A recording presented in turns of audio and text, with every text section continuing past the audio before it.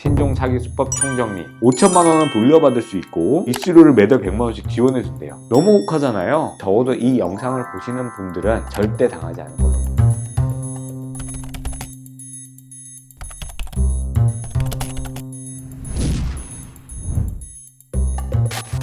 사기와의 전쟁을 선포한다. 사기꾼 잡는 변호사 이세환 변호사입니다. 최근 온갖 종류의 신종 사기들이 판을 치고 있죠. 이런 수법 알았었으면 절대 속지 않았을 텐데 아쉽습니다. 점점 발전한 사기 수법들 발빠르게 쫓아가야 더 이상 사기 피해를 당하지 않겠죠. 그래서 신년을 맞이해서 준비한 컨텐츠입니다. 신종 사기 수법 총정리 하나씩 저희가 준비를 해보려고 하는데요. 절대 사기 당하지 않기로 저희랑 약속하면서 한 편씩 살펴보도록 하겠습니다. 자, 첫 번째, 최근 가장 이슈가 되고 있는 사기 수법이죠. 자동차 리스 사기입니다. 자동차를 좋아하시는 분이라면 자동차를 구매하는 방법이 리스 계약도 있다는 것쯤은 아마 알고 계실 겁니다.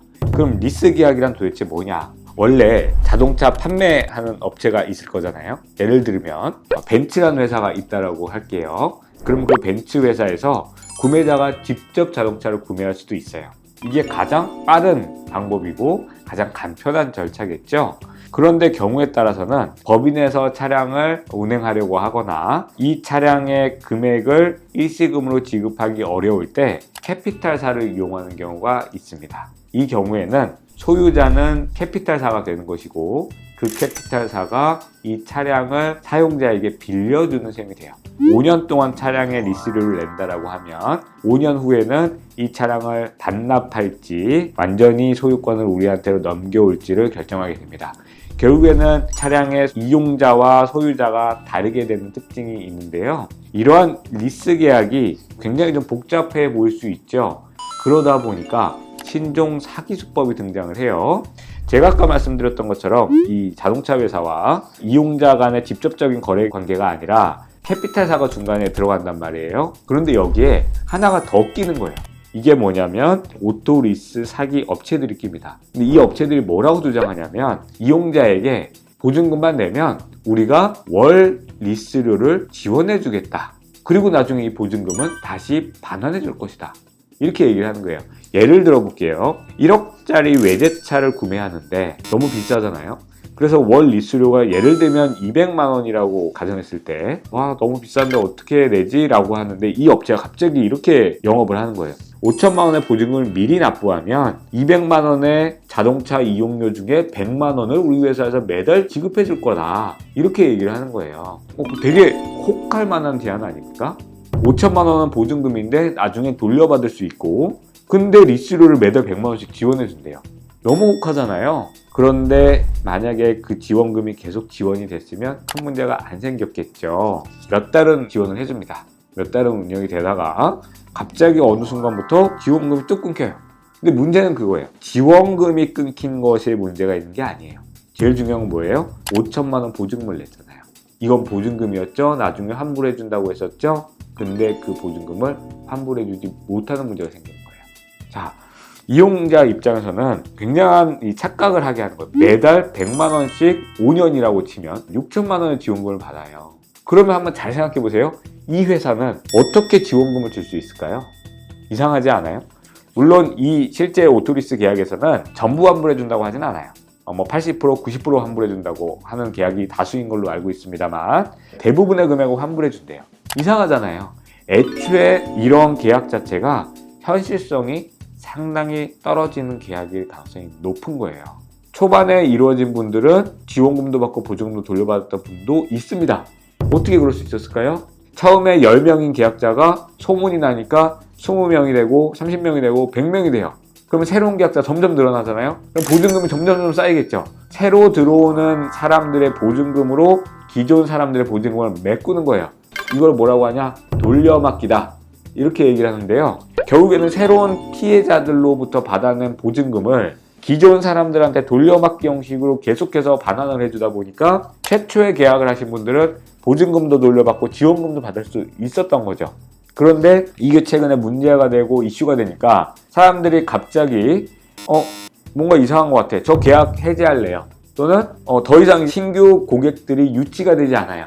그러다 보니까 보증금이 새로 계속 유입되지 않는 거예요. 그러면 기존에 있던 사람들이 계약 기간이 만료된 보증금을 돌려줘야 되는데 돌려줄 방법이 없는 거죠. 이러한 문제가 발생을 하니까 유동성이 악화된다, 이런 이야기가 지금 나오고 있는 거거든요. 이것이 지금 오토리스 계약의 주요한 내용이라고 보시면 될 것 같고요. 이미 보증금을 회사에 납부했고 지원금을 받다가 끊겼고, 이런 상황에서 캐피탈사와 이용객 간에 서로 계약을 했던 계약관계는 원칙은 유효할 수밖에 없어요. 내가 속은 것은 오토리스 회사에 속은 것이지 캐피탈사에 속은 것은 아닌 게 원칙이에요. 다만 캐피탈사도 이런 사기의 수법을 알면서도 가담했다면 문제가 제기가 될 수 있고, 캐피탈사도 유죄 판결을 받는다면 그 거래 계약 자체의 문제를 무효화시키거나 취소시킬 가능성이 있는지는 찾아봐야 되겠지만, 어찌됐든 원칙적으로는 캐피탈사에 계속해서 리스료를 지급을 해야만 할 수밖에 없습니다. 그러면 그거에 대한 피해들은 리스 계약을 체결한 당사자가 온전히 부담할 수밖에 없는 것이죠. 최근에 나온 언론 보도를 보면 유명 연예인을 광고 모델로 해서 이런 오토리스 사건이 발생해서 피해 금액이 약 2천억 원이다, 이런 언론 보도도 지금 나오고 있는데요. 피해 금액이 너무 커서 너무 안타깝습니다. 그런데 업체에서 단체 문자를 발송했다라는 지금 내용이 들려오고 있습니다. 거기에 보면 이런 내용이 있어요. 모 유튜버로 인해 야기되는 사태로 인해서 회사가 유동성에 심각한 타격을 받아서 그래서 정상적인 운영을 하지 못하고 있다, 이런 내용이 있어요. 이걸 폭로한 유튜버 잘못이다, 우리는 정상 회사인데 갑자기 상황이 어려워져서 지급해주지 못하고 있다, 이렇게 지금 이야기를 하고 있는데요. 그런데 이 문구가 굉장히 법률적으로 의미 있는 문구입니다. 이게 무슨 말이냐면 분명히 이 회사도 법률적 자문을 받았을 것이라고 생각이 되는데요. 자금 유동성이 기존엔 좋았다는 것이에요.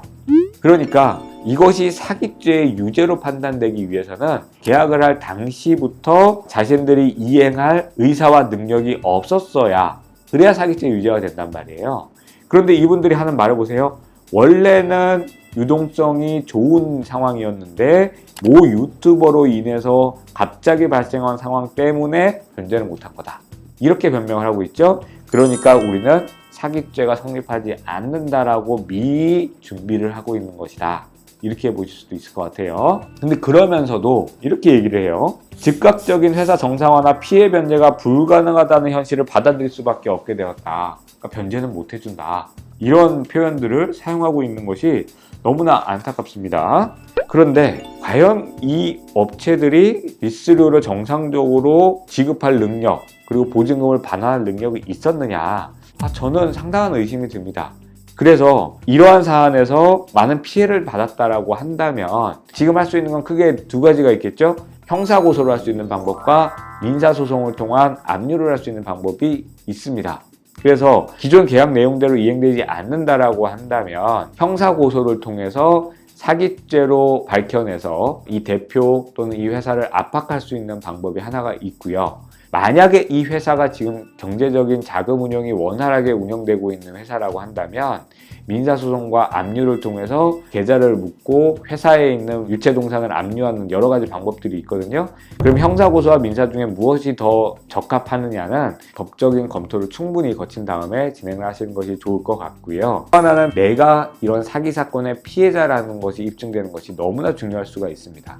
그렇기 때문에 내가 이런 형사사건에서 결국 피해자라는 것이 법원 판결을 통해서 입증이 되면 나머지 민사소송이나 여러 가지 절차에서 구제받을 수 있는 가능성이 조금은 높아질 수가 있다는 거예요. 그래서 적극적으로 판결을 받아놓는 것이 피해자로서의 어떤 보호를 받기 위한 적절한 조치가 될 수가 있겠습니다.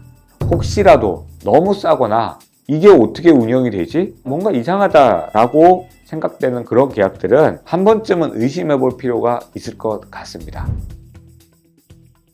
자, 오늘은 오토리스 사기 사건에 대해서 알아봤는데요. 참 안타까워요. 이런 중고차에 있어서 특히 이런 리스 사기가 많이 발생하는 것으로 나타나고 있는데요. 이 중고차 매매하는 데 있어서 특히 좀 더 조심할 필요가 있지 않을까라는 좀 생각이 들고요. 지금 적어도 이 영상을 보시는 분들은 최소한 오토리스 사기는 절대 당하지 않은 걸로 약속을 하고요. 다음 시간에는 또 다른 신종 사기 수법에 대해서 살펴보도록 하겠습니다. 자, 오늘 시청해주셔서 너무 감사합니다. 다음 시간에 또 만나요. 안녕.